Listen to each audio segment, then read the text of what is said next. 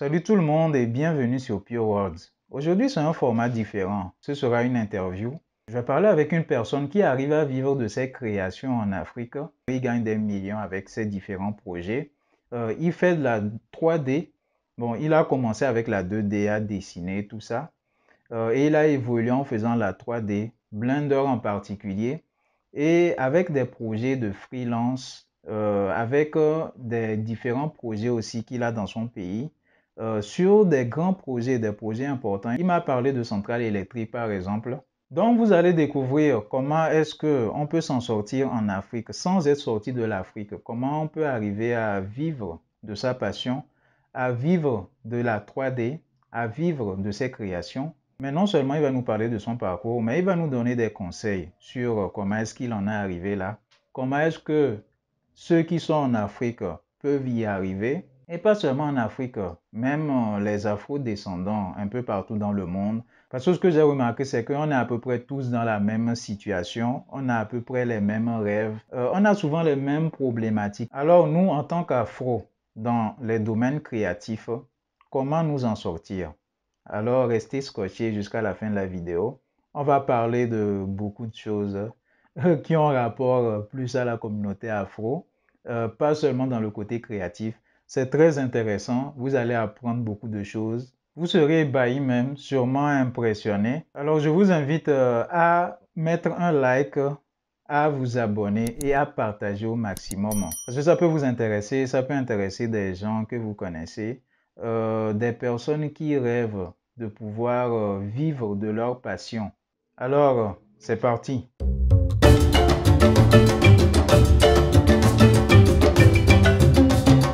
Salut Ralph, Salut Pio. j'espère que tu vas bien. Je vais bien et toi? Je vais très bien, merci.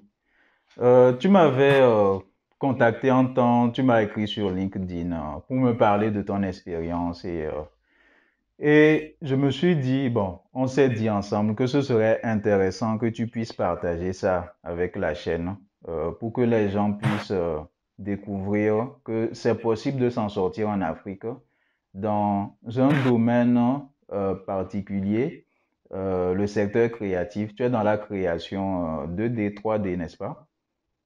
Oui, je suis 3D artiste. Ça va faire 2 ans que je Mhm. suis complètement freelance parce qu'avant, j'avais l'avantage d'avoir un salaire tous les mois et mes activités freelance et entrepreneuriales.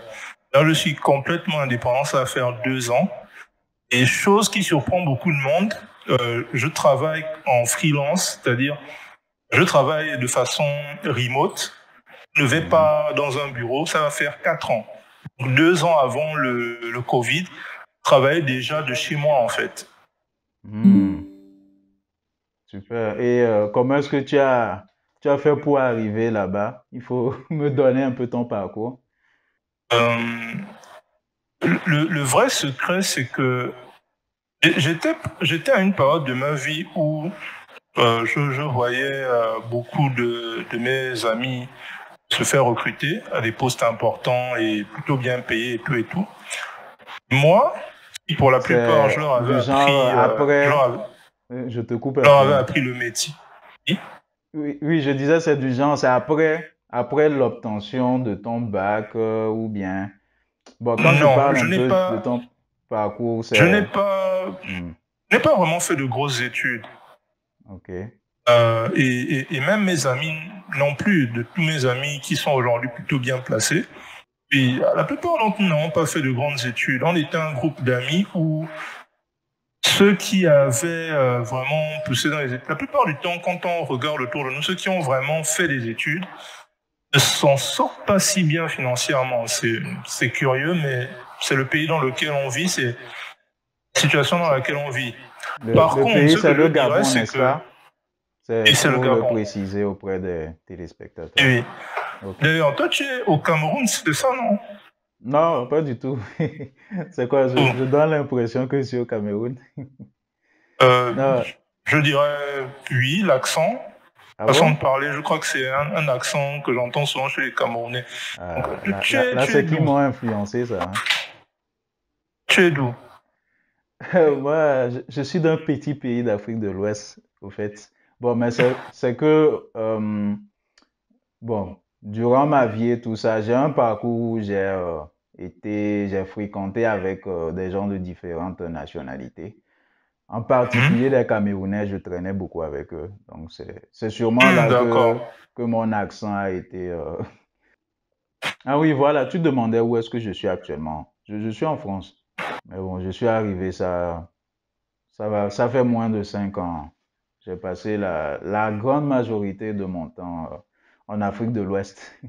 Bon, et j'ai traîné aussi avec des gens d'autres pays, quoi, comme je te l'expliquais, qui fait que mon accent a été Mhm. impacté. Ok, donc par rapport à ce dont tu me racontais au Gabon, donc en gros, si je comprends bien, bon, tu as eu ton bac et tout ça, mais tu n'as pas fait de très longues études comparé à ce qu'on a l'habitude de faire en Afrique. On nous pousse à faire de grandes études et tout ça. Bon, pour quelles raisons? Qu'est-ce qui t'a motivé? Est-ce que tu savais déjà que tu allais t'en sortir dans ce domaine-là? Ou bien tu as un peu tâtonné? En fait, je n'ai même pas eu le bac à proprement parler. On va dire que j'ai un Ah, niveau bac parce que j'ai fait jusqu'en troisième. Après la troisième, j'ai fait une formation, 2 ans en maintenance informatique. Et c'est un CFP4, certificat de formation professionnelle niveau 4, ce qui te donne un équivalent bac. Mais ah, vraiment, les études, c'était pas mon fort à proprement parler. Donc, c'est relatif. C'est-à-dire que, fois, j'avais de très, très bonnes notes. Plupart du temps, j'avais de mauvaises notes. Et aujourd'hui, avec le recul, je me rends compte que c'est parce que, en fait, j'étais pas souvent en classe. Quand j'étais en classe, je dessinais. La plupart d'entre nous, je passais mon temps à dessiner en classe. Ou j'allais au cyber, en fait. Et du cyber, j'allais au King of, ce qu'on appelle le King of Fighter. Je sais pas si tu connais, ouais, SNK, tough. bande King of d'arcade. Fighters. Ouais. Et, et donc, C'était l'époque avec Tekken et consorts.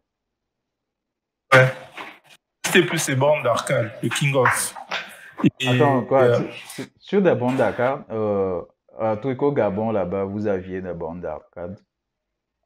oui, oui, oui. Au Gabon, on avait à l'époque où j'étais encore au collège, on avait des bandes d'arcade.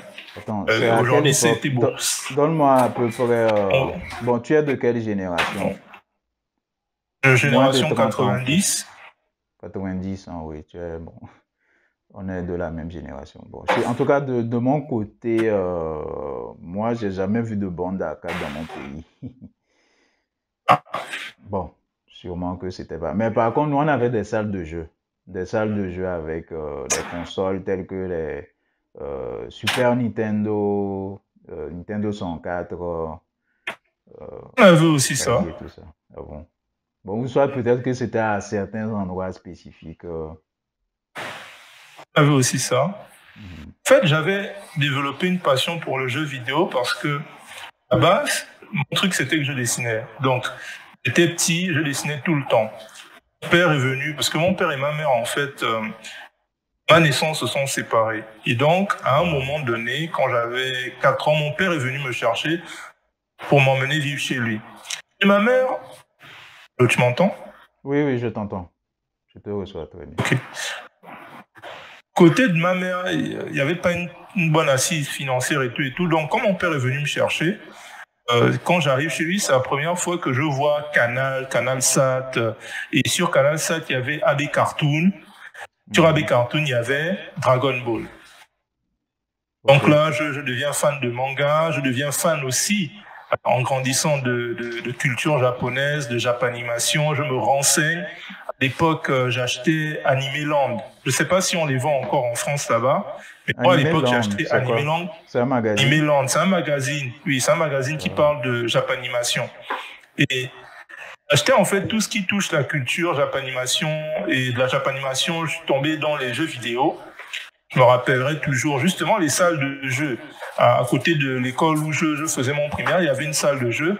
Et dans la salle de jeu, il y avait des Super Nintendo et Mortal Kombat, et etc., etc. Et cetera. Et donc, j'ai toujours été le genre de personne, quand quelque chose me passionne, quand quelque chose m'intéresse, je ne peux pas me contenter de le regarder. J'ai besoin, en fait, de le pratiquer. Quand je suis intéressé par quelque chose, je ne peux pas juste être spectateur, j'ai besoin de le pratiquer. Et donc, que j'ai vu ça, j'ai voulu savoir comment on faisait ça, en fait. En fait, je suis plus intéressé par comment on crée que comment on joue. Donc, cette curiosité, couplée au fait que mon père était magistrat, on était parmi les premiers à avoir Internet au Gabon. On était parmi les premiers à avoir un ordinateur portable. Pas portable, un ordinateur, genre les tours là. Ouais, Première tour qu'on vendait au Gabon. Les trucs avec les écrans bien gros là. On peut t'assommer avec. Oui. En fait, mon père a été visionnaire parce que mon père a tout de suite compris en fait l'importance et l'intérêt que l'informatique allait jouer. Et donc, il s'est toujours battu pour nous donner l'accès à ces choses-là très tôt. Et avec le recul aujourd'hui, je me rends compte à quel point on était privilégié parce que beaucoup de gens ont raté en fait le virage à l'informatique dans le pays. Et aujourd'hui, si quelque part je me retrouve dans la position dans laquelle je me retrouve, c'est parce que en vrai, même si les gens ont des ordinateurs portables, etc., beaucoup de gens sont encore vraiment peu familiers de l'outil informatique. Ouais. Avoir eu l'opportunité si tôt de toucher un ordinateur et tout, c'est vraiment ce qui m'a permis de commencer à m'intéresser vraiment aux jeux vidéo, à la 3D ensuite. J'arrive à Libreville parce que j'étais en échec scolaire, donc ma mère me reprend. Avec ton père, vous n'habitiez pas à Libreville? Non, j'habitais à Port-Gentil avec mon père. Je suis né à Libreville. Mon père est venu me chercher, j'avais 4 ans. Il m'a emmené vivre à Port-Gentil. Et vers mes 14 ans, je suis revenu vivre à Libreville. Donc 10 ans plus tard. Ok, d'accord. Et donc quand je reviens à Libreville, je suis en échec scolaire. Et là, en fait, j'avais acheté, avant de revenir sur Libreville, j'avais acheté ce magazine qui s'appelle PC Game. Et dedans, il y avait un CD où Parce que moi, en fait, mon obsession, c'était que je voulais une console de jeu. Et mon père refusait de l'acheter parce que j'étais en échec scolaire. Donc, je voulais trouver, puisqu'on avait l'ordinateur à la maison, je voulais trouver le moyen d'avoir des jeux sur l'ordinateur. Et j'avais acheté, en fait, à l'époque, il y avait des magazines qui venaient avec des CD-ROM. Et dans les CD-ROM, il y avait des démos de jeux. En rentrant sur Libreville, il y avait un magazine où il y avait un CD-ROM, mais c'était spécial émulateur. Comment faire pour jouer sur ton PC? Un instant, l'un de ces jeux, ce ne serait pas Virtua Cop par hasard? Non, c'était pas Virtua Cop. Mais tu connais? Les émulateurs, je sais pas si tu connais les émulateurs. Oui. C'est quoi un émulateur? Ouais, voilà. Bien sûr, Donc le CD, en fait, c'était une compilation de tous les émulateurs de l'époque. Donc, les émulateurs Nintendo 64, émulateurs Super Nintendo, émulateurs PlayStation, plein d'émulateurs. Et aussi, il y avait, à l'intérieur, il y avait MAM. MAM, c'est un émulateur de salle d'arcade, en fait, de borne d'arcade. L'un des plus gros émulateurs de borne d'arcade. Qui regroupe quasiment toutes les bornes d'arcade et tout, qui peut émuler tous les jeux de toutes les bornes d'arcade existantes ou presque. Et donc, quand j'arrive sur Libreville, ma mère se bat, elle me trouve une place dans un collège vraiment réputé de Libreville, c'est le collège Bessieux. Au lieu d'aller au collège, au lieu d'aller en classe, j'allais tout le temps au cyber pour trouver comment émuler. Je me rappelle qu'à l'époque, on avait trouvé le moyen en fait de pirater le compteur cybercafé. Comment on avait piraté le compteur du cybercafé? Parce que il faut se rendre compte que j'étais pas particulièrement riche, surtout quand je vivais du côté de la famille de ma mère. L'argent, il n'y en avait pas beaucoup. Donc, que j'allais au cyber tous les jours, c'était une fortune. Déjà, c'était une fortune rien que pour me déplacer, parce que il fallait prendre le bus, arriver à l'école, et en partant, il fallait encore reprendre le bus pour rentrer à la maison. Donc, quand j'arrive, je trouve un moyen de pirater il y avait des gars qui avaient trouvé une méthode pour pirater le compteur du cybercafé. Je pense qu'aujourd'hui, cette méthode marcherait encore dans beaucoup de cyber parce que... Je suis sûr que cette méthode aussi, je la connais. Parce que tout ce que tu racontes là, c'est... Bon, je me vois un peu dedans aussi, dans le passé C'est et pour tout ça ça. que je t'ai écrit parce que j'étais sûr qu'on allait avoir beaucoup de points Beaucoup communs en de points en fait. commun, oui. Parce que C'est c'est que toujours la même histoire. On c'est était tous vrai. fans de Dragon Ball, on voulait tous devenir mangaka au Japon, C'est ça, on voulait tous Mangaka.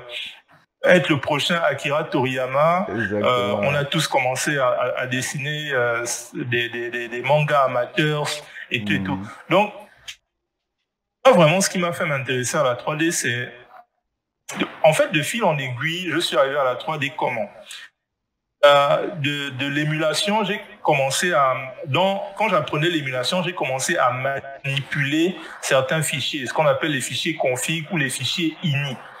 Et donc, Mhm. les fichiers config et les fichiers ini, en fait, c'était une initiation à la programmation que je faisais sans le savoir. À l'époque, il y avait ce jeu qui s'appelait, ce moteur de jeu, ça s'appelle Mugen. Ouais, la Mugen. M.U.G.E.N. Ouais. Mugen. Je ne sais pas si tu as connu ça. Ouais, je connais Voilà. Et très donc, bien.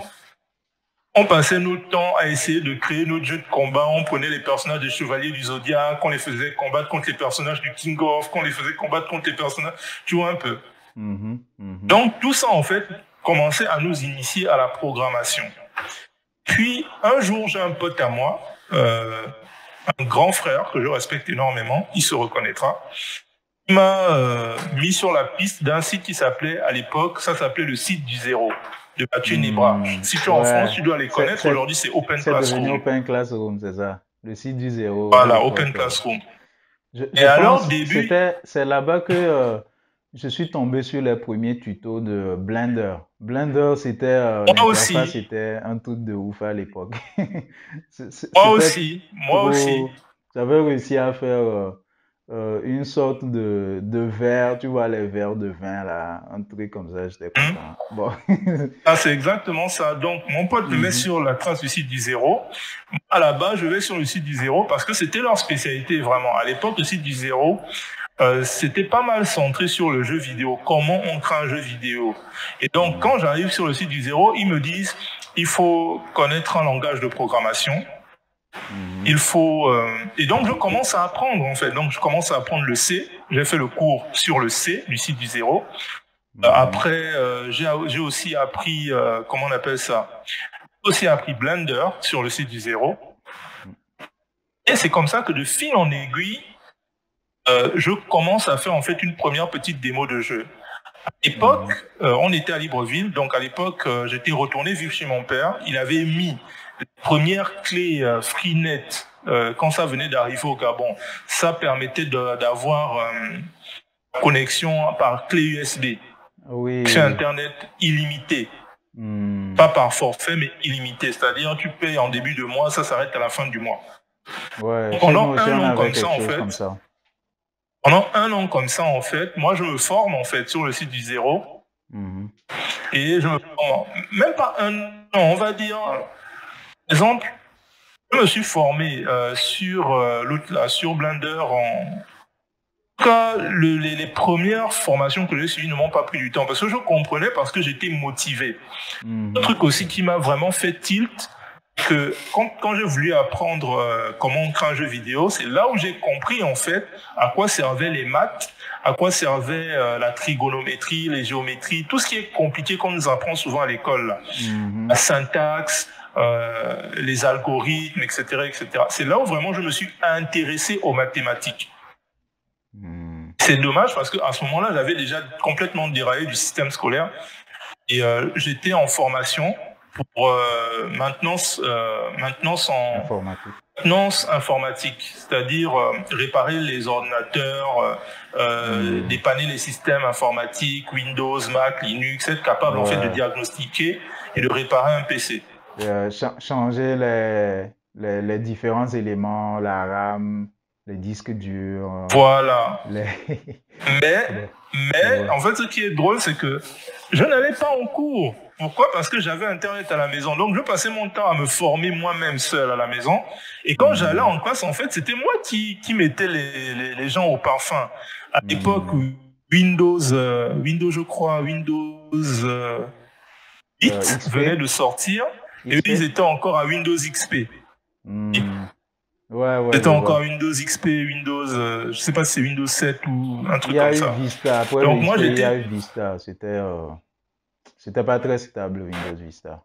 C'est après qu'il y a eu le voilà, Windows 7. Vista la catastrophe. Ouais, c'était un peu Donc plus joli, mais c'était pas ouf.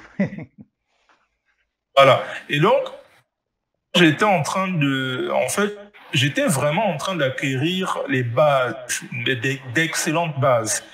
Parce que Mhm, encore aujourd'hui, je pense que beaucoup de ce que j'ai appris sur le site du zéro s'applique toujours. C'est mhm, d'excellentes bases, c'est-à-dire que ça m'a vraiment donné des fondations où je comprends la base, et, ce mhm. qu'on appelle les fondamentaux en fait de l'informatique.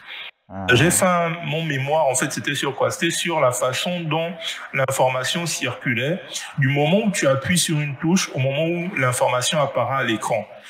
Et mhm, ce qui a vraiment fait ma force, c'est que je comprends en fait le chemin vraiment que prend l'information dans l'ordinateur.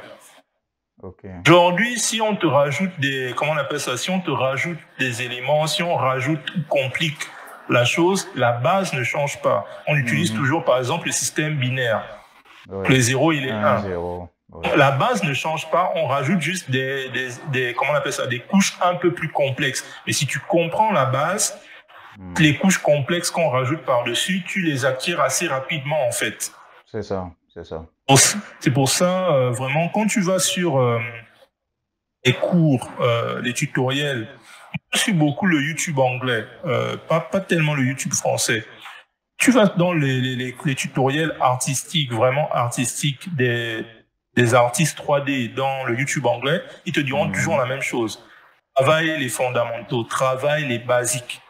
Pas parce que mhm, on veut faire le truc le plus cool, les trucs compliqués, mais si tu ne réussis pas à comprendre la base, c'est comme un mhm, géant au pied d'argile, en fait. mhm. Ton image, ton art ne sera pas quelque chose de solide. Ok, donc bon, là, tu as parlé. En fait, j'aimerais Mhm. autant en savoir sur toi. C'est-à-dire, j'aimerais aussi, en Ah, même temps, apprendre aussi à te découvrir. ouais, je Tu vois. vois, c'est pour ça que je te disais que je vois ça plus comme une conversation, en fait. Vraiment, Mhm, j'aimerais qu'on échange. Parce que tu me dis, par exemple, que tu as eu la même expérience. Tu vois, je m'attendais un peu à ça. Parce que je suis sûr qu'on a un peu tous le même profil. C'est juste qu'on ne mhm, se parle pas. ouais. Bon, moi, le mien, c'est un peu différent. J'ai connu Internet, les ordinateurs. Je pense que j'étais déjà au collège, hein. Je devais avoir 11 ans à peu près. 11, 12 ans ou bien 13 ans.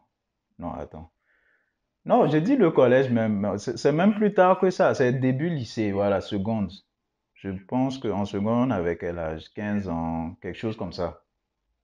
À peu près ça. Bon, avant, ce qui est bizarre, avant, je m'intéressais pas trop à ce côté-là. Bon, moi, j'étais plus dans les mangas. Bon, les jeux vidéo pour console, puisque j'allais dans les salles de jeux vidéo. Mais bon, les ordinateurs, bon, chez nous, on n'en avait pas. C'était pas quelque chose qui était répandu. Et ce que moi, je voyais d'habitude, c'était pas fun, au fait. Puisque je me rappelle, j'avais été dans le bureau de mon père. C'était un gros truc. Et lui, il tapait des tests, il faisait des choses. Donc moi, ça ne m'intéressait pas. Je sais pas si tu vois.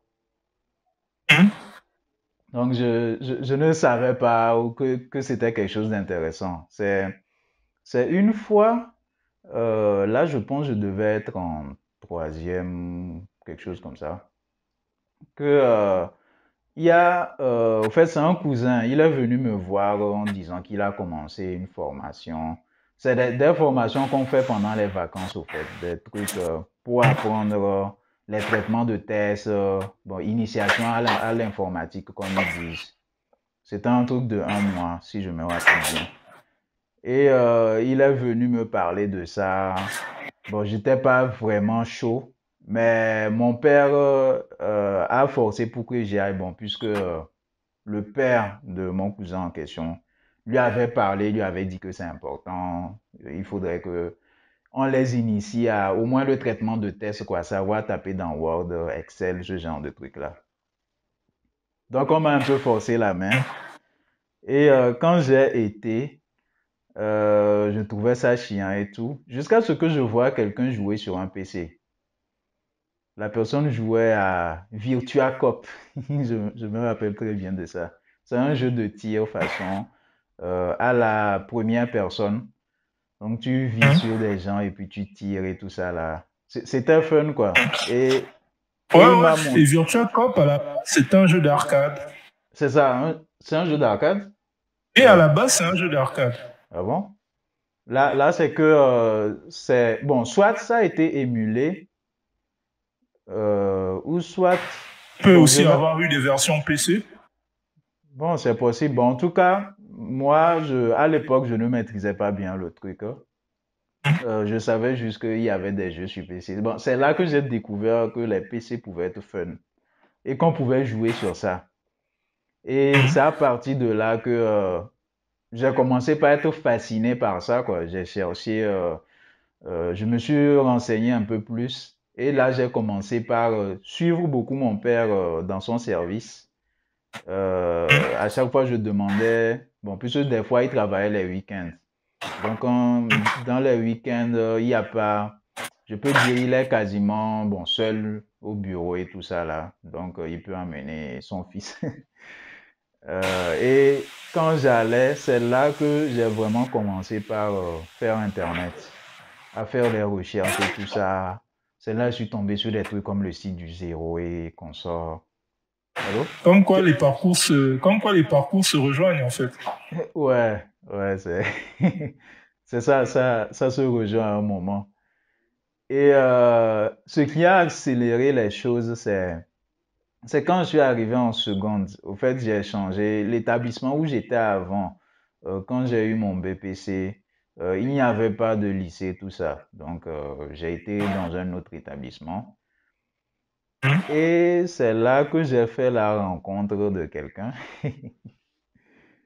Euh, Quand on a commencé par discuter, on s'est rendu compte qu'on avait à peu près le même parcours. Il avait les mêmes passions pour les mêmes choses, bon, les mangas et tout ça, les jeux vidéo, et surtout les PC.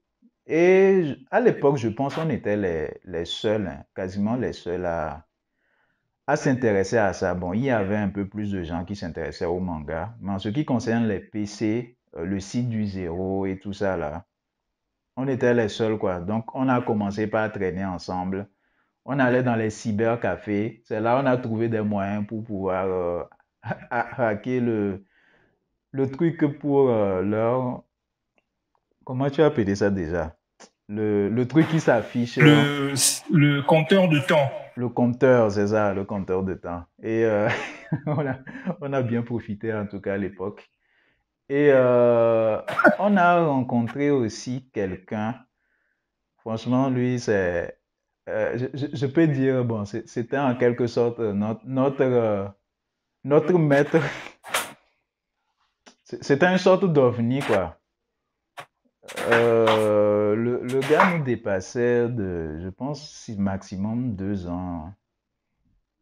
Mais il maîtrisait, au fait, les ordinateurs. Il démontait, euh, il installait les systèmes d'exploitation, les Windows et tout ça.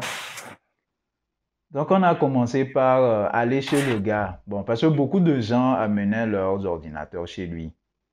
Et bon, quand il faisait ça, il racontait ce qu'il faisait, il expliquait. Bon, et comme nous aussi, ça nous intéressait.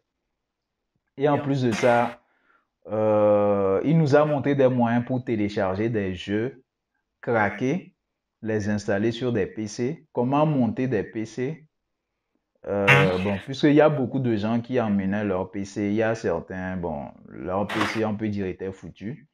Mais on pouvait récupérer certains éléments comme les RAM et tout ça, enlever un processeur à tel endroit, ajouter la plaque thermique pour le mettre sur une autre carte mère, ce genre de truc-là. Donc, on a monté nos premiers PC comme ça en récupérant les différents éléments, quoi. Et Aussi, tu dis? aussi, c'est comme ça que j'ai monté ma première machine. J'ai pris des Oh, pièces d'occasion chez mes potes. J'ai acheté la partie là avec un tel, la partie là avec un tel. C'est vraiment des monstres de Frankenstein. c'est ça, c'est ça. Et Ouais, c'est comme ça on a eu nos premières machines et on a fait qu'évoluer depuis, quoi. On jouait, c'est vrai. On s'est essayé à la programmation, le C, comme tu parlais au début, Blender et tout ça, plein de choses, quoi. Et on était en quelque sorte des ovnis à l'époque. Parce que bon, souvent quand on parlait, on utilisait des termes qui étaient... bon, nous, on se comprenait. Mais les La plupart autres, des gens ne comprenaient c'est pas. ça, ils disent, ouais, c'est qui ceux-là, ils racontent quoi même.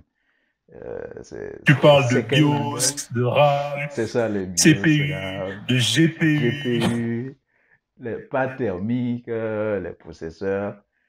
Et bon, avec le temps, on s'est fait remarquer, les gens commençaient par amener leurs ordinateurs pour qu'on les répare ça. À chaque fois qu'il y a un souci. Donc, ça fait qu'à chaque fois, on avait toujours des machines avec nous. On avait toujours des nouveautés, puisqu'il y a des gens qui avaient des ordinateurs portables. Ils entendent parler de nous que oui, ceux-là, ils savent réparer des choses.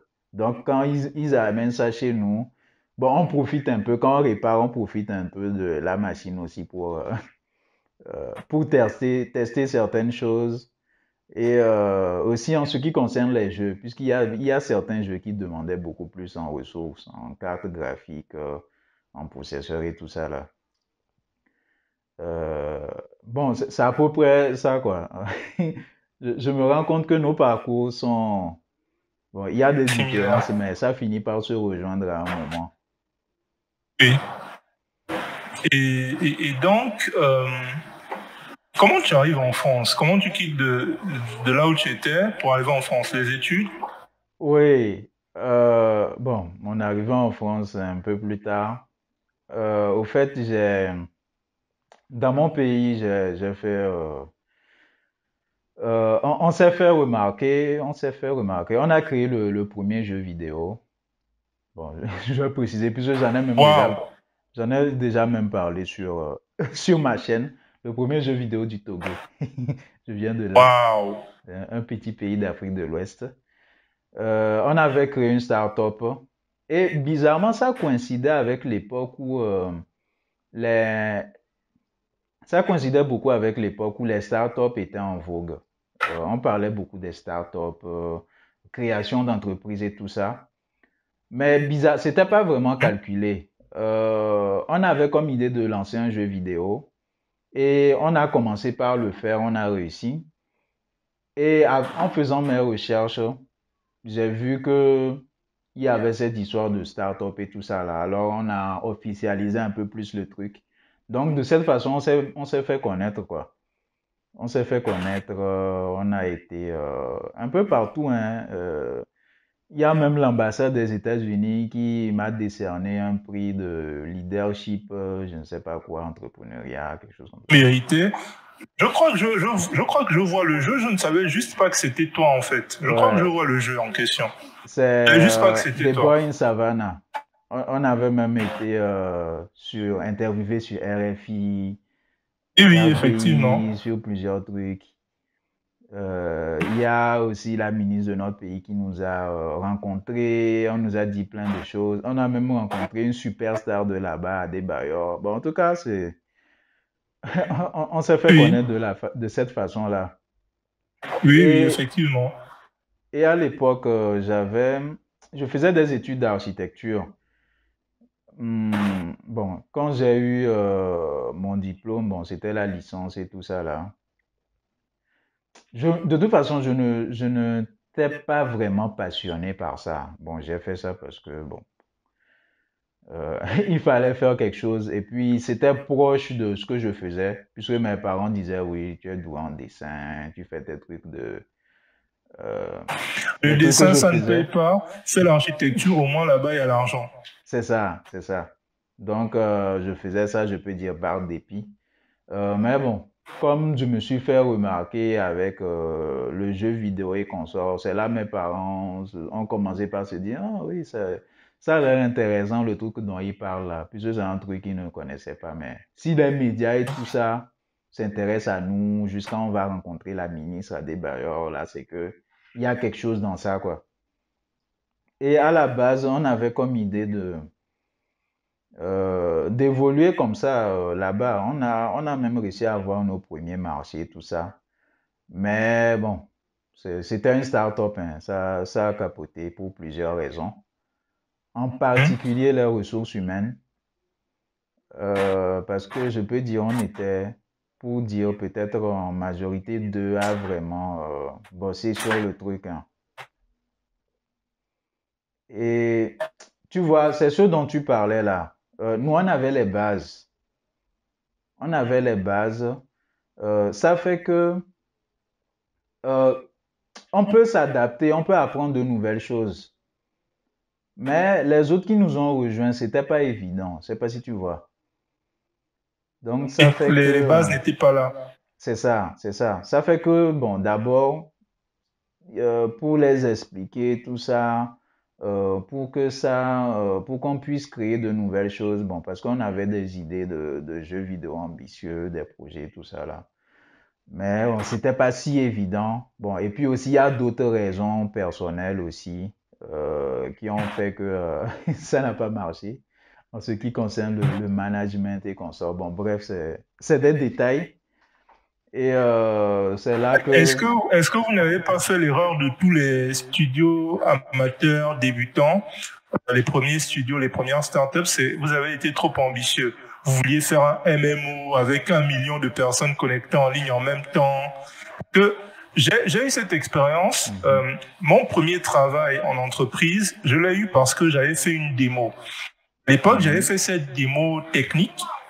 Parce que j'étais sur un forum français, je ne sais pas si les gars aujourd'hui m'écoutent, mais s'ils m'écoutent, ils se souviendront de moi. D'ailleurs, mon pseudonyme Akumazaki vient de là-bas, puisque c'était comme ça en fait que j'étais connu sur le forum.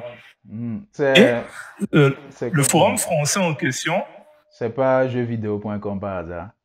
C'était le forum dédié aux jeux qu'il voulait faire. Ça s'appelait Reinhardt. Reinhardt. Je te l'écris quelque part. Peut-être le forum existe encore, ça m'étonnerait. Okay. Et je me rappellerai toujours, j'avais un problème avec ce forum parce que ils avaient des idées cool, mais les gens ne faisaient que parler. Personne ne fournissait d'art ou de code ou de trucs concrets pour faire avancer le projet. Donc, moi, comme à l'époque, j'étais en train d'apprendre sur le site du zéro à coder, j'ai fait une petite démo de jeu, j'ai fait du pixel art, c'est-à-dire j'ai pris Paint et j'ai littéralement dessiné avec la souris, genre les personnages. Dessiner les animations, genre animation debout, fermé, animation pied droit en avant. Puis j'ai fait une démo technique, mais elle était vraiment basique. Tu avais l'écran titre, tu avais le menu, commencer le jeu, quitter le jeu, et peut-être il y avait juste 2 ou 3 menus. Commencer le jeu, quitter le jeu, charger un truc comme ça.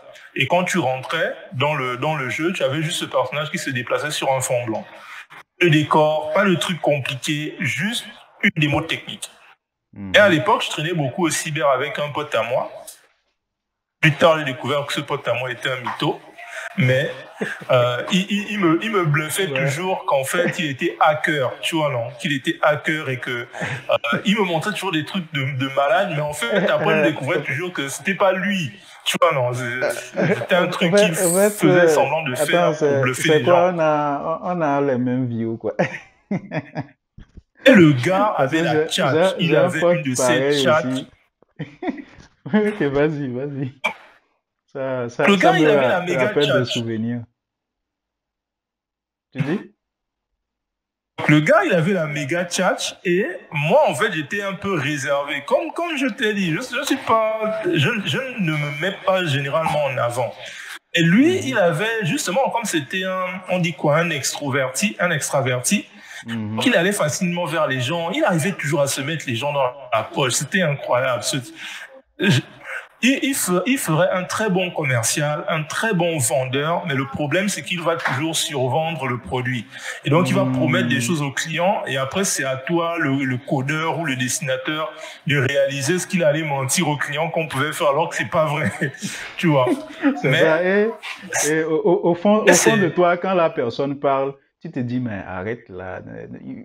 Ce que tu racontes, tu sais que Tu sais que c'est infaisable, on peut pas y arriver. Mais le gars, il est tellement doué, il survend le truc que toi-même tu crois, tu sais que c'est pas possible, mais tu finis par toi-même y Tu croire. crois? Je- J'avais le même problème. Bon, vas-y, vas-y. C'est que j'ai pas Et envie c'est de comme trop ça. rentrer dans les détails, mais bon, ce que tu dis, je Je te connais très comprends. bien. Je te comprends. Tu vois, on se ressent sur plein de points. Je t'avais dit, non? Ouais. Et donc, mais j'avoue aujourd'hui, sans aucune honte, que s'il n'y avait pas ce gars-là, malgré tous ses mauvais côtés, je ne serais probablement pas où j'en suis aujourd'hui parce que c'est lui, de par ses relations, m'emmène devant le patron d'une boîte de chez nous qui s'appelle Point Image Gabon. Et le patron, en fait, je n'ai jamais connu son vrai nom. Hein. On l'appelait tous Spim. Le patron le plus cool au monde. J'ai jamais eu un patron aussi cool. Il était très relax. Il n'était pas le genre de patron guindé, compliqué, difficile d'accès, tu vois, non. Toujours sérieux. Non, il était très relax, très... il avait... On se serait cru à la Silicon Valley avec lui. C'est-à-dire que il avait vraiment ce côté grand frère, pas patron.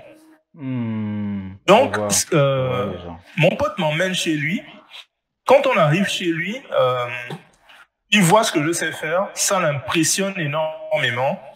Il me demande si je pourrais, comment on appelle ça, si je pourrais gérer le site web de la boîte pour lui. Tu vois? Et moi, à l'époque, j'avais non seulement appris le C, mais j'avais aussi appris le web, le HTML, le CSS, le PHP, etc., etc. Donc, quand j'arrive dans la boîte, c'est mon premier boulot en entreprise. C'est comme ça que j'ai eu mon premier boulot en entreprise. Donc, j'ai jamais vraiment chômé. J'ai jamais vraiment eu le truc où tu passes 3, 5, 6 mois à postuler pour obtenir un travail. J'ai jamais vraiment eu ça. Je n'ai jamais vraiment eu de difficulté à trouver du travail dans mon pays parce que j'avais un profil tellement rare. On ne croisait pas tous les jours des gens avec mon profil et mes compétences. Et donc, tout de suite après, quand j'ai terminé le travail, non, on a eu une restructuration. Une première fois, j'ai été épargné. Et la deuxième fois, en fait, on nous a coupé, on nous a viré, quoi. On a viré beaucoup de gens dans l'entreprise, notamment, on avait viré l'ancien comptable. Comme ça que l'ancien comptable, en partant, me demande si je peux venir bosser avec lui. Il avait un premier boulot à me proposer et c'était mon premier boulot en millions. À l'époque, il m'a fait travailler pour en gros, le numéro 2. Ce que tu gagnais, c'est 1 million par mois ou bien c'est... Non, pas 1 million par mois, c'était un marché d'1 million. Ah, d'accord. Un marché d'1 million, mais caviar prenait la moitié. Donc 500 000 pour lui, juste pour m'avoir donné le marché. Ouais, je vois. En fait, c'est lui qui profite. Bon, toi, tu bosses vraiment. Voilà. Moi, je bosse, lui, il prend la moitié. Mais à l'époque, c'était mon premier gros marché en tant que web designer, webmaster.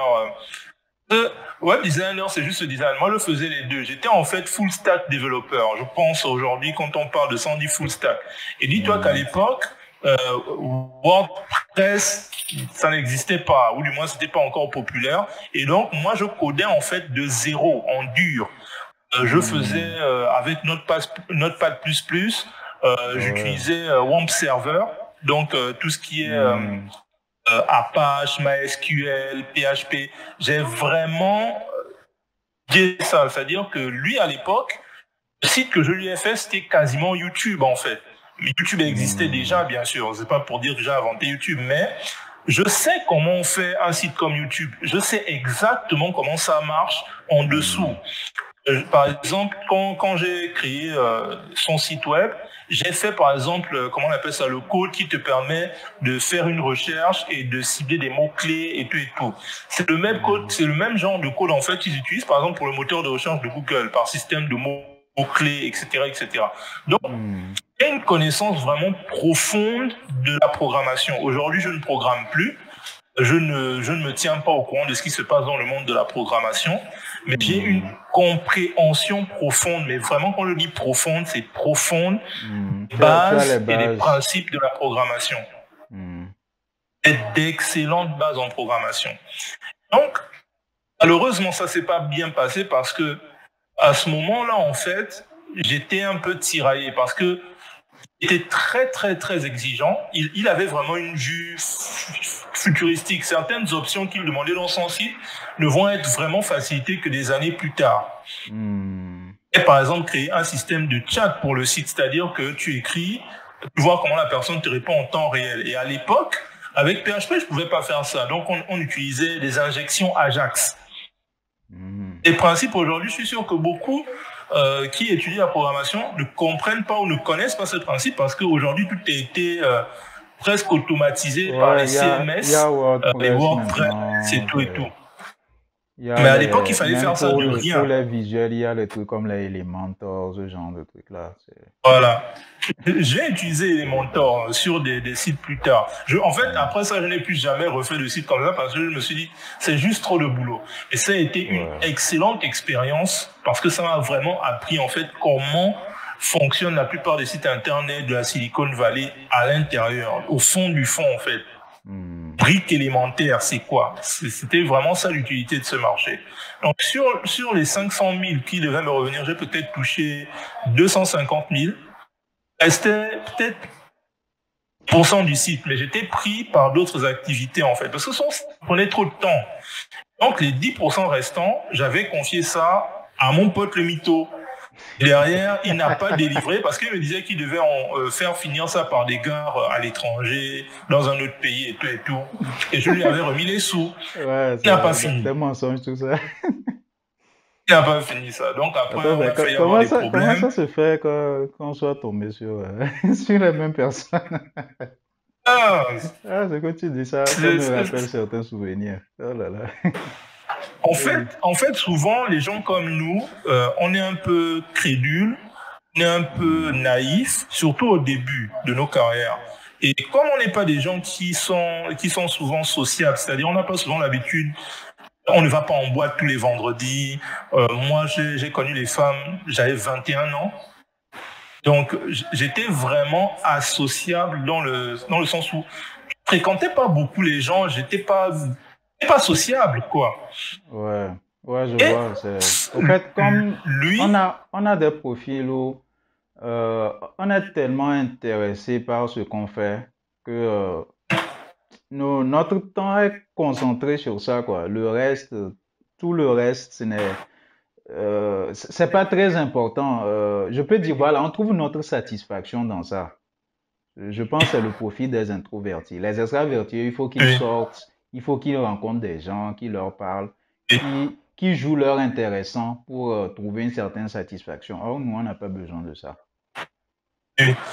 Et c'est ça, en fait. C'est-à-dire que lui, il était ma porte vers le monde extérieur. Et c'était très important d'avoir quelqu'un comme lui dans ma vie. Pourquoi? Parce que, avec les années, aujourd'hui, je comprends l'importance d'être extraverti.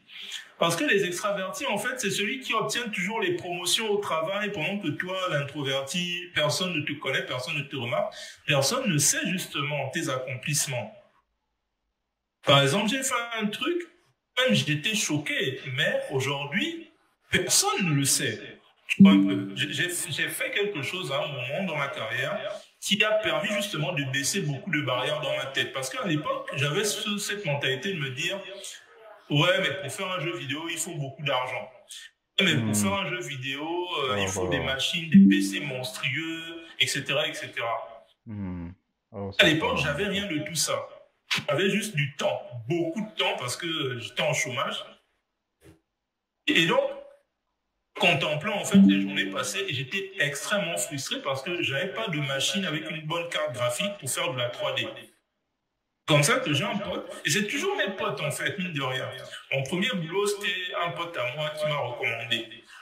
Mon deuxième boulot, c'est des potes à moi tous mes boulots, presque ça a toujours été sur recommandation de connaissances à moi. C'est la première grande leçon que je donnerais, si je dois vraiment, de mon expérience dans la vie, c'est que les gens que tu connais, tes fréquentations, c'est généralement tes relations qui te donnent des opportunités du travail, etc., etc. Ouais. Souvent, on n'aime pas faire ce jeu-là. Souvent, quand les potes t'appellent boire une bière, tu n'as pas envie. Je suis bien devant mon ordinateur. Quand les potes t'appellent, par exemple, à un anniversaire ou à une soirée, peu importe, souvent on n'a pas envie. On veut rester devant l'écran parce que c'est confortable, c'est ce qu'on connaît. On se sent plus en sécurité en fait devant un écran que notre autour zone des de gens. confort. C'est une grave erreur. Pourquoi? Parce que c'est connaissance qui te recommande en fait. Le truc où tu obtiens un boulot, où tu obtiens une opportunité parce que tu travailles tellement dur, c'est rare, c'est très rare. À moins que tu sois le meilleur artiste ou le gars le plus compétent du monde, c'est vraiment rare d'obtenir en fait un travail ou une opportunité juste parce que tu es talentueux ou juste parce que tu es bon. Parce que pour qu'on te connaisse, en fait, il faut bien que quelqu'un te mette devant. Et si tu restes tout le temps chez toi à travailler devant ton écran, ça n'arrivera juste pas. Les gens ne vont pas venir te chercher chez toi. Il faut sortir. Il faut sortir, il faut aller dans les fêtes, il faut aller dans les événements, il faut aller là où on peut te voir en fait, il faut être visible, il faut qu'on mette ton travail devant les gens, il faut être sur Internet, sur YouTube. Aujourd'hui, vraiment, je comprends l'importance de ces choses-là. C'est juste que j'ai eu de la chance. C'est un peu pour ça que maintenant, je me suis lancé sur YouTube, quoi. Parce qu'avant, bon, certes, j'ai eu quelques opportunités grâce à des gens que je connais, tout ça. Mais quand tu veux toucher plus de monde, quand tu veux atteindre un certain niveau, il faut commencer par montrer sa tête. Je ne sais pas si tu as vu mes premières vidéos, mais c'était pas trop ça. Mais bon, c'est le début. Avec l'habitude, c'est bon. Avec le temps plutôt, ça devient une habitude et tu commences par devenir, je peux dire, un peu plus youtubeur. Là, je suis beaucoup plus à l'aise qu'avant et c'est important, quoi. Bon, par exemple, déjà, tu vois, on a pu se rencontrer, discuter et se rendre compte que moi, j'étais de l'autre côté de l'Afrique. Mais par contre, nos parcours, il y a certaines ressemblances. C'est vraiment dingue, quoi. C'est vraiment dingue. Et je suis sûr que si on trouve d'autres personnes avec notre profil, ils auront aussi des expériences similaires. Au fond, c'est ça l'erreur. On se dit toujours qu'on est unique. Qu'on est unique, c'est ça. C'est pas vraiment vrai. C'est-à-dire que oui, tu es unique parce que tu as un autre visage. On a tous un profil similaire. Le simple fait qu'on ait des passions communes fait que automatiquement on va avoir des expériences de vie similaires. Parce que souvent les personnes qui s'intéressent au manga, qui s'intéressent au dessin, qui s'intéressent à l'informatique sont des introvertis. Rare qu'on ait ces passions et qu'on soit extraverti parce que ce ne sont pas des activités où tu te retrouves entouré des gens en fait. C'est des activités généralement que tu pratiques seul. Tu vois. Alors que par exemple, quelqu'un qui aime faire la fête, qui aime, comment on appelle ça, qui aime aller dans les clubs, dans les soirées, quelqu'un qui aime draguer, etc., lui, il va plus se retrouver dans des cercles sociaux. Il va être un véritable papillon.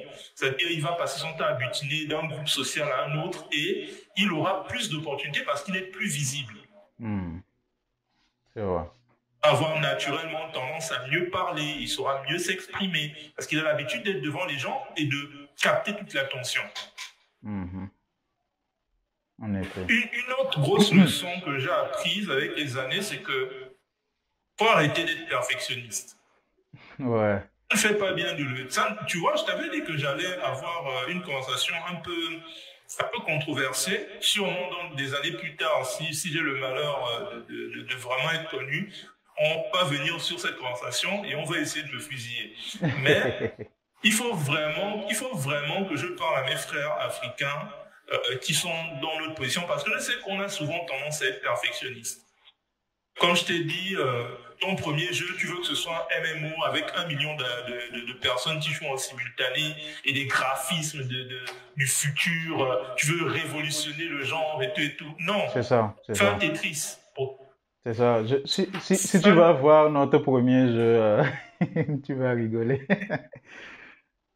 Mais bon, heureusement que qu'on a fait parler de ça, quoi. Sinon, parce que je suis sûr, à un moment de notre parcours, on avait été interviewé quelque part. quand on parlait, on disait qu'on est les premiers à créer un jeu vidéo au Togo. Il y a quelqu'un qui disait non, je connais telle personne qui a créé tel jeu, c'est mieux que pour nous et tout ça, mais on ne le connaît pas, on n'a jamais entendu parler de lui. C'est pas si tu Effectivement. vois. Donc, c'est à nous que ça a été attribué, quoi. C'est un peu comme Mhm. dans le monde, on va dire que oui, telle personne, prenons le football. On dit que Mbappé ou Cristiano, je sais pas, sont les meilleurs joueurs de la planète. Je suis sûr que si on va en Afrique et tout ça, on va rencontrer des gens qui sont bien mieux qu'eux. Mais ils n'ont pas la même visibilité. Je sais pas si tu vois. Effectivement. Ça- C'est à cette époque que j'ai compris l'importance de ces médias-là. On parle des gens, on dit c'est des génies, c'est tel. Des gens comme les Einstein et tout ça, mais je suis sûr qu'il y a des gens derrière. Bon, même quand tu prends les gars, tu prends Einstein, on explique que pour cette théorie et tout ça, là, c'est pas vraiment lui qui est derrière. Bon, il faut pas qu'on vienne m'attaquer, mais il y a plusieurs documentaires, plusieurs documents qui prouvent ça. Apparemment, sa femme, en tout cas celle avec qui il était, est beaucoup derrière certaines de ces théories. Puisque bon, beaucoup de gens qui le connaissent, qui l'ont rencontré, ont dit qu'il passait plus son temps à glander et tout ça. Mais bon, C'est ça pas c'est une vrai. autre histoire. Tu dis? L'histoire d'Einstein, en fait, c'est quoi? De par sa position, que Einstein avait une position privilégiée, en fait, qui lui permettait Mhm. justement de faire une synthèse. Parce que j'ai eu un peu la même pensée quand parce que j'ai inventé quelque chose et je me suis posé la question, est-ce que j'ai vraiment inventé ça? Est-ce que j'ai simplement pris des idées à gauche, à droite et fait une version un peu plus améliorée? Commence l'invention ou s'arrête le plagiat, tu vois un peu. Hmm, ouais. Et Faire simple, Einstein était dans une mhm, position privilégiée parce qu'il était dans un bureau où on venait déposer les brevets. C'est son travail en fait. Donc mhm. quand il est venu avec la théorie de la relativité, il a eu des années dans ce bureau où il travaillait à observer justement les brevets, les théories des autres, à pouvoir faire une synthèse. Mhm. Est-ce que ça enlève du crédit à ce qu'il a fait? Mon Pas avis, du tout. non. Parce que Pas du tout. on ne réinvente pas la roue, en fait. C'est-à-dire qu'il y a une expression qui dit, je ne sais pas si c'est lui qui l'a dit, mais si j'ai pu voir aussi loin, c'est parce que je me suis mis sur les épaules des géants. Hmm, L'avantage des êtres humains, c'est que parce qu'on a créé l'écriture, parce qu'on a créé un moyen de conserver la connaissance, on mhm. a justement cette façon de transmettre la connaissance, on n'est pas obligé en fait de recommencer à zéro à chaque génération. On n'est pas obligé aujourd'hui de réapprendre à faire le feu.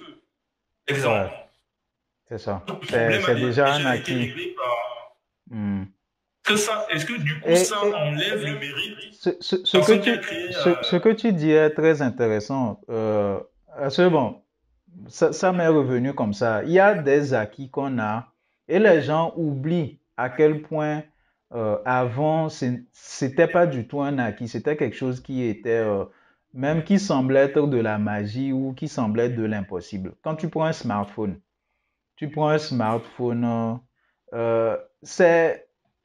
c'était inimaginable. Je me rappelle à une certaine époque, à l'époque où je galérais avec les gros PC et tout ça. Et il y avait les Nokia, les gros Nokia et consorts là. Dire que sur un petit appareil comme ça, tu vas pouvoir te connecter à Internet, faire des visios, filmer avec une meilleure qualité que des appareils photo numériques. C'était inimaginable quoi. Si on te dit ça, tu vas dire non, c'est impossible. Comment est-ce qu'ils vont faire ça? Et maintenant, on a on a ça. quand même connu la disquette. Les gens ne s'en rendent pas Voilà. compte, Ah mais oui. on Ah. a connu la disquette. Avec quelques KO, quelques kilooctets. 4 mégas, 4 MO de mémoire C'est au vrai. total dessus. Ouais. On a Et connu l'époque il y des a eu disquettes, on même a connu les cassettes, les VHS. les premières clés USB, je me rappelle, elles étaient énormes. Et il y avait les 256 mégas, 512. C'était déjà un truc de ouf, hein.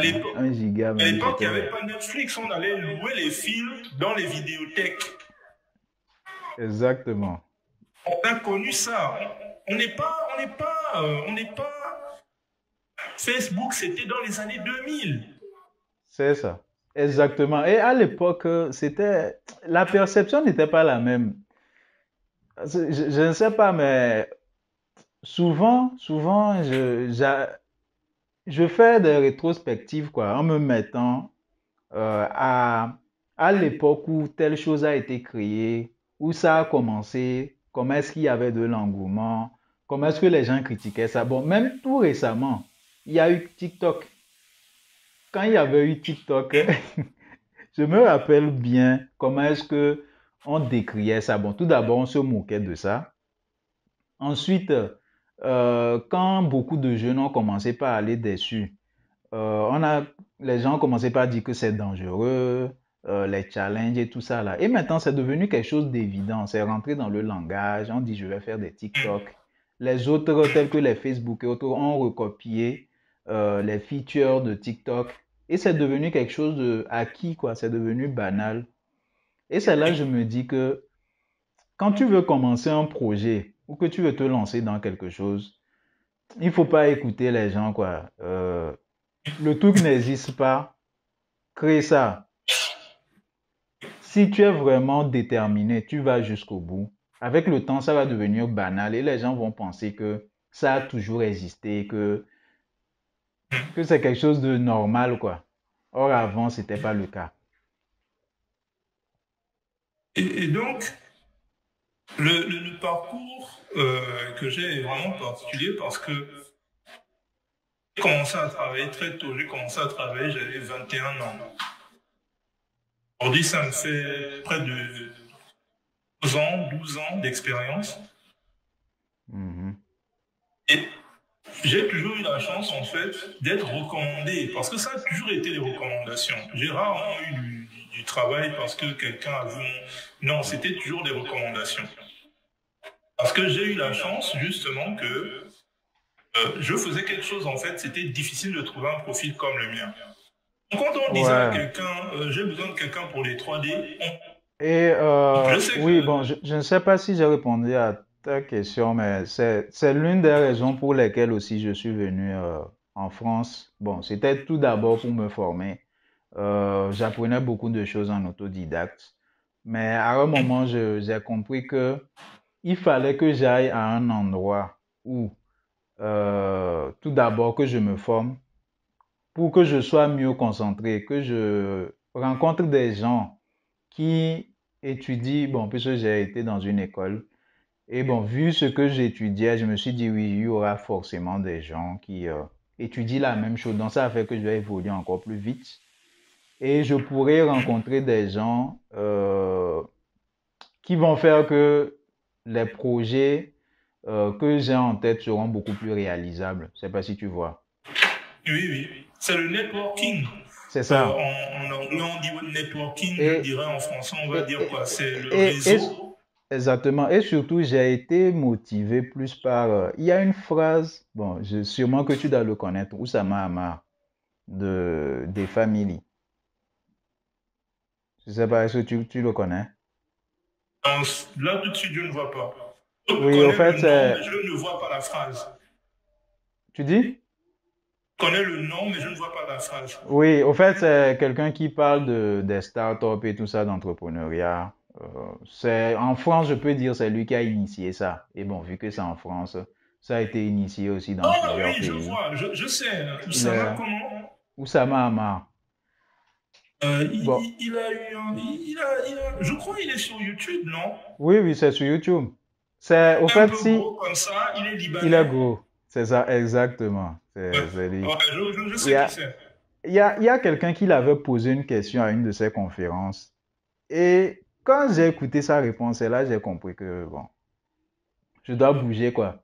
En fait, la personne se trouvait dans le sud de la France, dans un village façon, et il voulait évoluer dans les nouvelles technologies.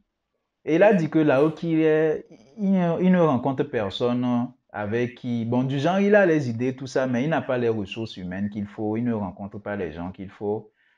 Qu'est-ce qu'il devrait faire? Est-ce qu'il devrait abandonner son projet? Il a dit, bon, que bah, si tu restes là où que tu es, tu ne peux qu'abandonner, hein.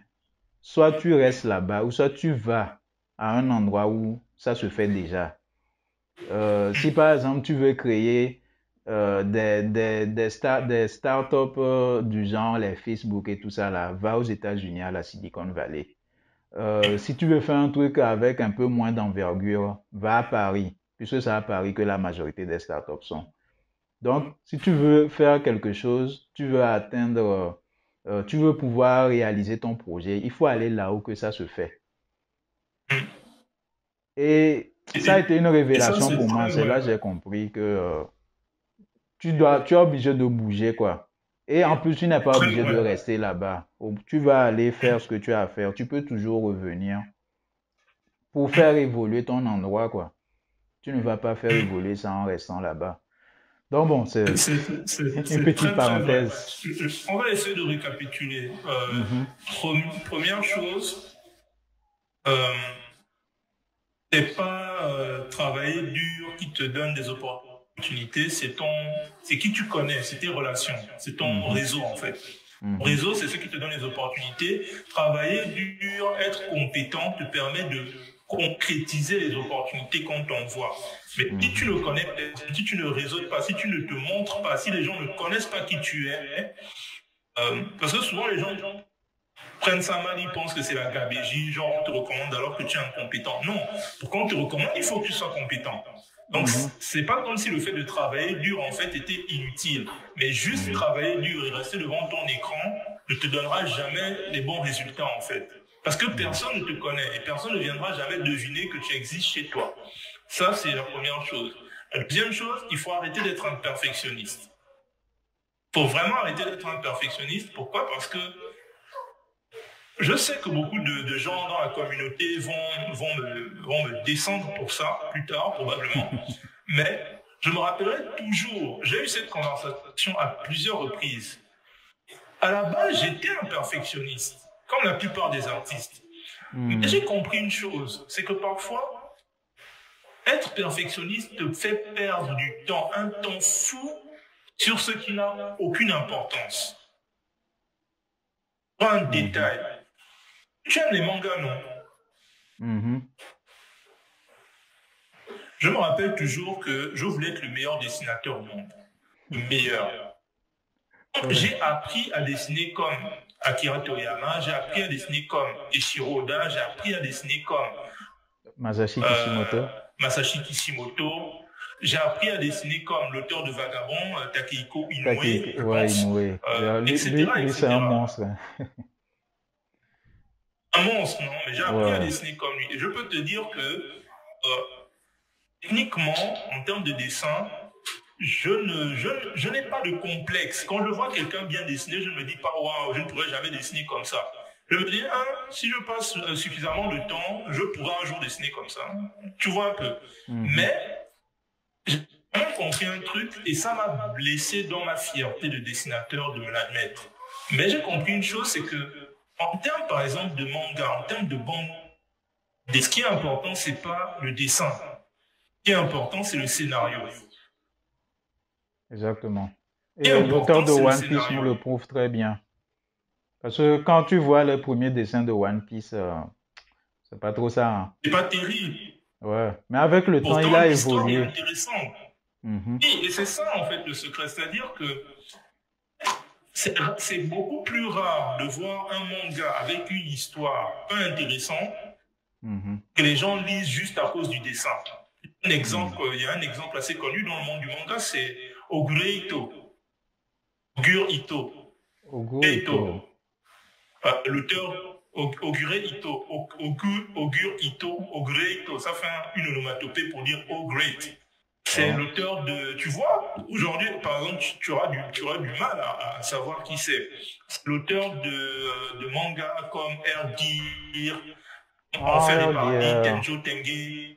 ah ouais, Tenjo Tenge et tout ça. C'est lui qui est derrière tout ça. C'est beau, En fait, c'est un mais les boucle. scénarios, C'est beau, mais le scénario n'est pas terrible. Et c'est pourtant, pas ça. ça a eu un relatif succès juste à cause des dessins parce qu'ils étaient tellement magnifiques. C'est Mais c'est vrai, ces dessins l'exception, sont c'est beaux. pas la règle. Hmm. Sinon, C'est en l'exception, c'est matière, pas la règle. bon, La règle, moi en tête, j'ai plus l'auteur de... oh, comment ça s'appelle? One Punch Man. Bon, c'est Hein? quoi son nom? Le gars, son dessin de base, c'est pas trop ça. Après, il a fait un autre manga là où il s'est un peu amélioré en dessin. Bon, One Punch Man, c'est pas lui qui dessinait, L'auteur de mais One Punch Man s'appelle One. One, voilà, c'est ça, One. J'avais même parlé de lui sur la chaîne. J'ai fait un comparatif avec un Puis, autre et tu qui vois, dessine très bien là. One a eu du succès avec One Punch Man sans l'aide de Murata, en fait. Est-ce Mhm. que c'est Murata? Je crois que c'est Oui, c'est Murata. Murata Celui qui dessine super qui bien. a dessiné. Oui, il est en matière de dessin, il est trop. Voilà, Murata, Il a par été exemple, est béni des reconnu dieux. pour être... C'est lui qui a Murata, par dessiné exemple, est Ice Shield 21 là. reconnu pour être... et oui, pour être un très très bon dessinateur, mais en termes de scénario, c'était pas vraiment ça, tu vois un peu. Et c'est Hmm. pareil, par exemple, quand tu regardes Death Note. Death Note, c'est vrai, les dessins sont beaux, mais c'est l'histoire vraiment qui a captivé les gens. C'est pas le dessin de euh, Takeshi Hmm. Obata ou Oba. Au- Je crois que c'est Takeshi Obata. c'est Obata. Le scénariste s'appelle Oba quelque chose, et puis le dessinateur, je crois que c'est Takeshi Obata. Donc, c'est la première erreur fondamentale que beaucoup d'artistes font quand ils veulent se lancer dans le manga ou dans la BD. Tiens, je ne sais pas si tu connais. Est-ce que tu connais Ordil? Moi, je Quoi? connais Ordil. Ordeal. C'est un manga. Ordil. C'est un webcomic.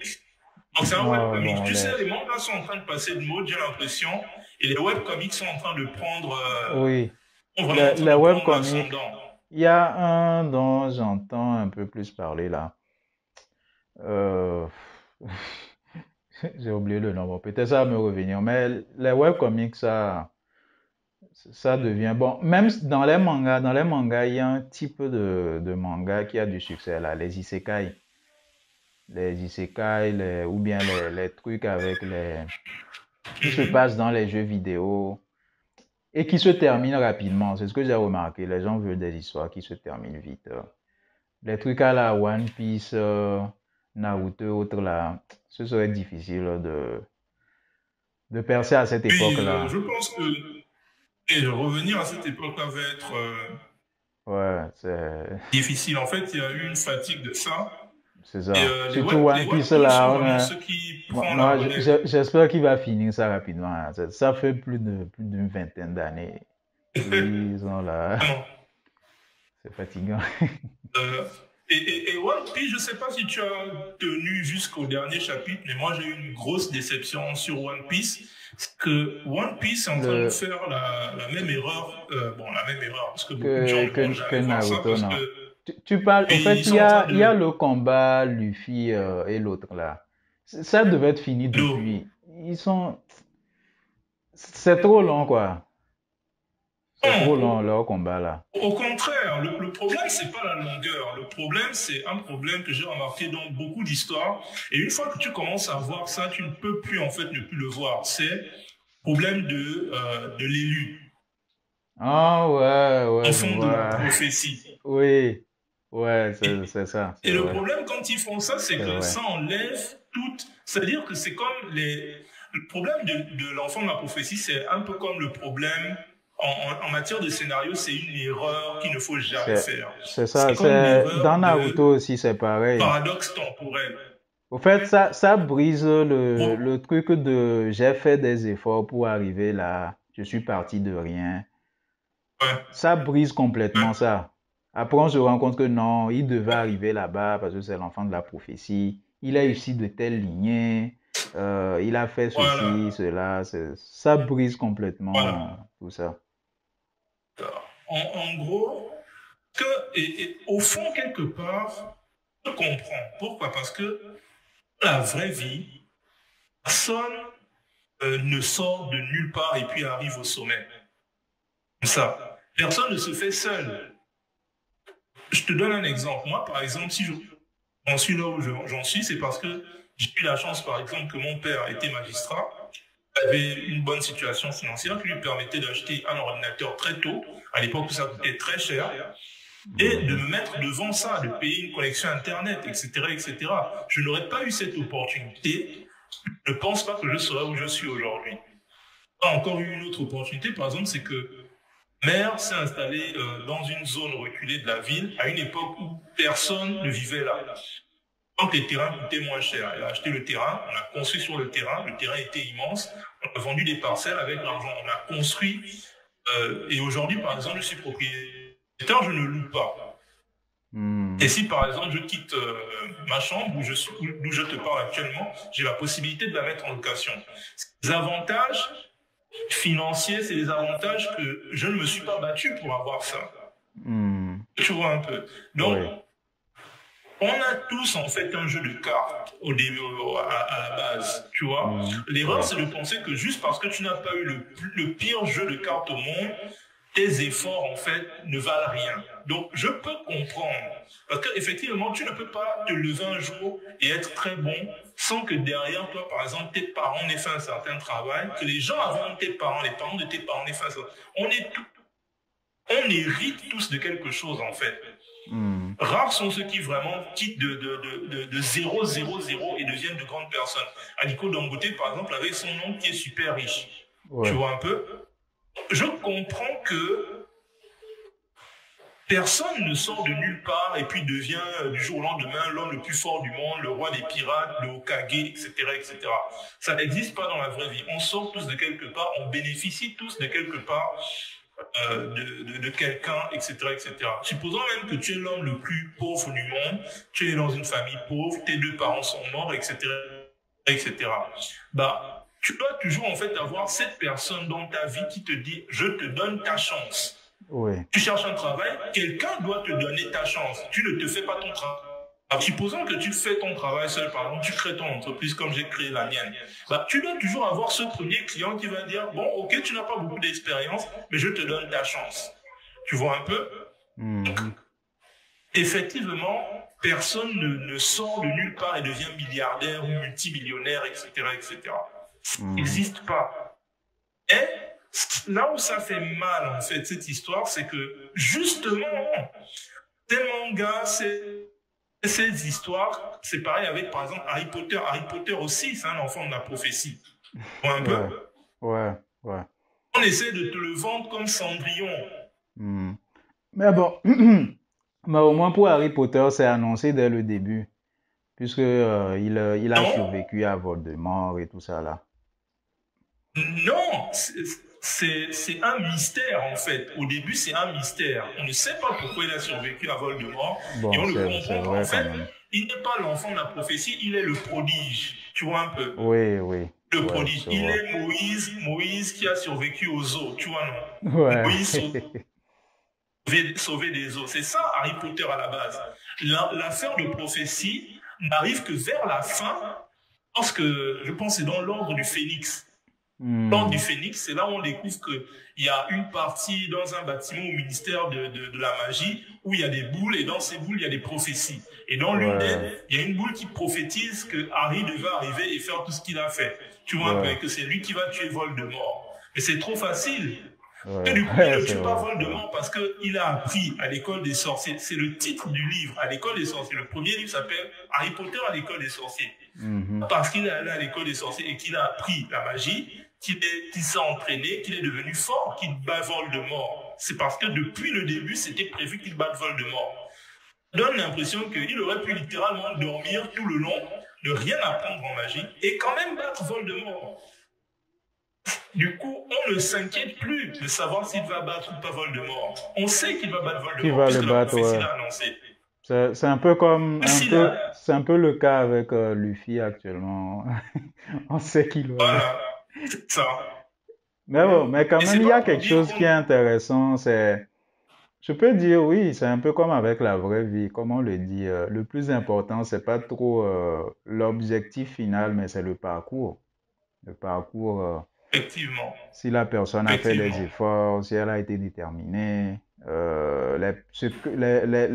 les obstacles que la personne a surmontés. Bon, c'est vrai quand même que même si c'est l'enfant de la prophétie, s'il n'était pas aussi déterminé, il aurait pu ne pas atteindre ce niveau-là.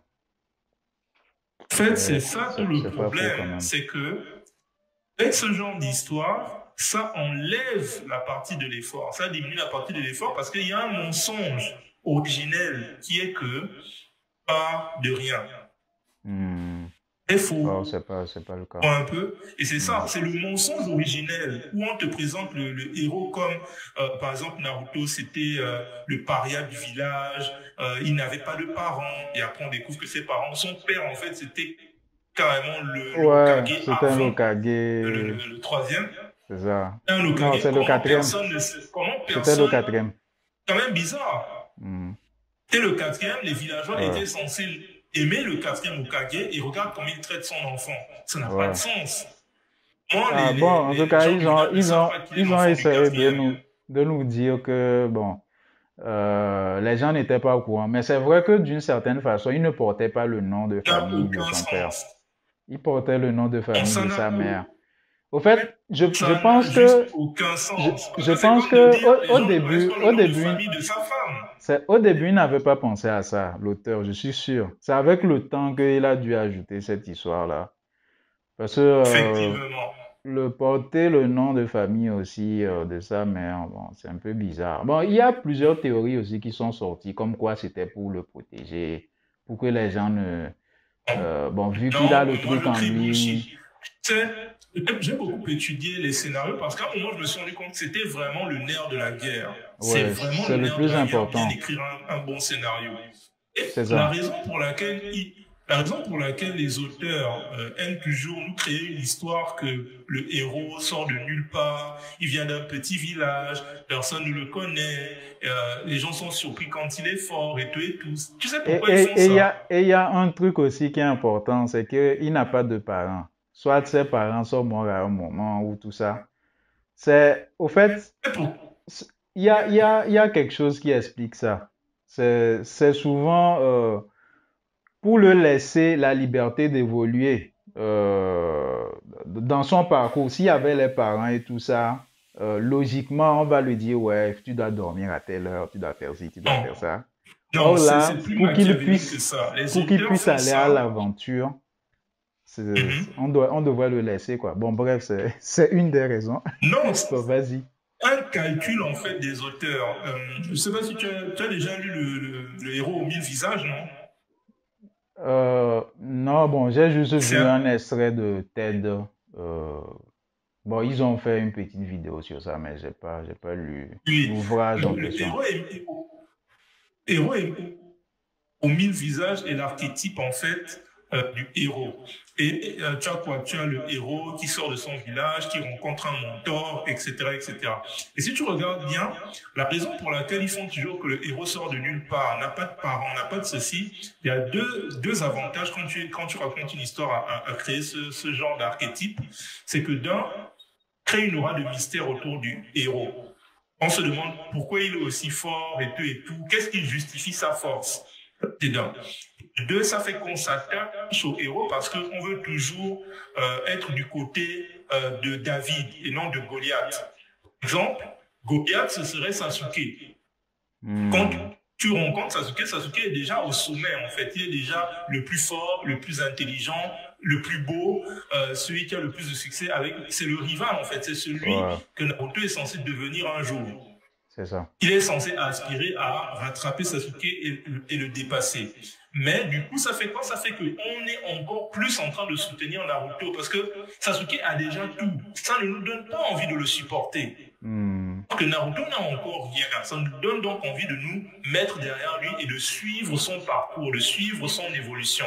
C'est pour ça que les auteurs font ça. Le problème, c'est quoi? C'est que souvent, ils font ça au début et ne savent pas combien de volumes ou de livres ils vont vendre. Quand J.K. Rowling a fait Harry Potter à l'école des sorciers, elle ne savait pas qu'il y aurait 8 volumes. Elle ne savait pas comment ça allait se terminer. Elle savait que Harry allait battre Voldemort, mais elle ne savait pas comment elle allait justifier ça. Jiro Oda lui-même a avoué qu'il avait du mal avec Kaido parce qu'il a fait Kaido trop fort. Et il ne savait pas comment il allait justifier que Luffy batte Kaido. Et là, dernièrement, on a 2 trahisons majeures. La première, c'est que Luffy et Joy Boy. Tu es en train de spoiler ça. Hein. Oh, désolé. Je pensais que tu étais à... Non, moi je suis à jour, mais ceux qui suivent, Joy Boy, ça a tellement tourné que... Mais bon. Désolé. Bon. Non, moi, il n'y a pas de problème. Le dessin animé. Oui, bon, ils ne sont pas encore Ceux qui arrivés suivent le là-bas. dessin animé, désolé. Ouais, Non, ils sont désolé pas les encore gars. arrivés là-bas. Mais Bon, ce qui euh, est dommage, mhm. c'est ça en fait, c'est-à-dire que c'est des ficelles narratives. C'est des ficelles narratives, c'est Et presque on se comme des rend compte que techniques en le fruit du marketing. démon qu'il avait, ce n'est pas vraiment le type et tout ça. Bon, c'est que c'est mieux de ne pas rentrer dans les détails, mais c'est là que tu te dis, ouais, il s'est foutu de notre gueule depuis le début. Oh là là. Ouais, ouais. Non, il ne savait pas où il allait arriver. Il ne savait pas en fait comment justifier où il allait arriver. Il savait Mhm. que, par exemple, il a créé One Piece, Luffy allait devenir le roi des pirates. On sait tous que ça va arriver. Ouais, Mais on ne savait pas comment ça allait arriver. Et comme tu dis, ce qui est important, c'est le voyage.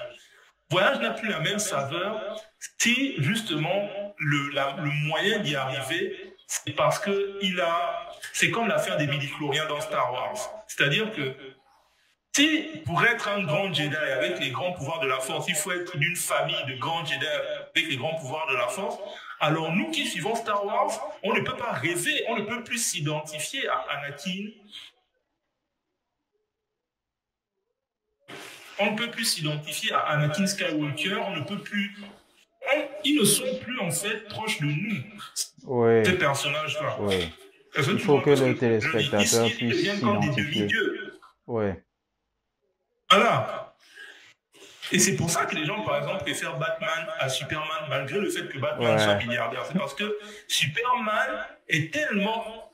Sa dimension, est tellement parfait. Il est tellement au-dessus des êtres humains en termes de morale, de force, de puissance, de ceci, de cela, que il nous paraît comme un alien, comme un étranger. C'est Tu ça. vois un peu. Il est inaccessible, quoi. Et plus S'identifier à lui, c'est pas la peine. inaccessible.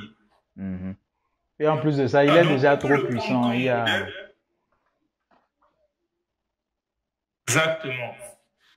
Et autre chose aussi, c'est que les mangas ont la fâcheuse tendance, les histoires de ce type ont la fâcheuse tendance de toujours aller dans la démesure. Au début, déjà, on était dans un certain niveau de puissance. Et comme en fait, on veut vendre plus, on veut une espèce d'ascension en termes de pouvoir, de force et tout et tout. Et donc, au début, Mhm. les gars marchent sur l'eau. À la fin, ils créent des bombes atomiques qui détruisent des montagnes. Tu vois? Ouais, Ça, ouais. ce n'est pas obligé en fait, c'est des pièges dans lesquels on tombe. Pourquoi? Parce qu'à un moment ça devient vilain. Aujourd'hui on est à combien de transformations de Sangoku? Peut-être la 10e. Il a fait Au toutes les fait, couleurs de l'arc-en-ciel avec ses cheveux. tout ce qu'ils font maintenant, là, c'est un but commercial. Déjà, quand tu Et vois c'est l'histoire ça, de on oublie. l'auteur Akira Toriyama, il a voulu arrêter depuis fort longtemps. D'ailleurs, même il a arrêté. C'est même plus lui qui bosse sur ça.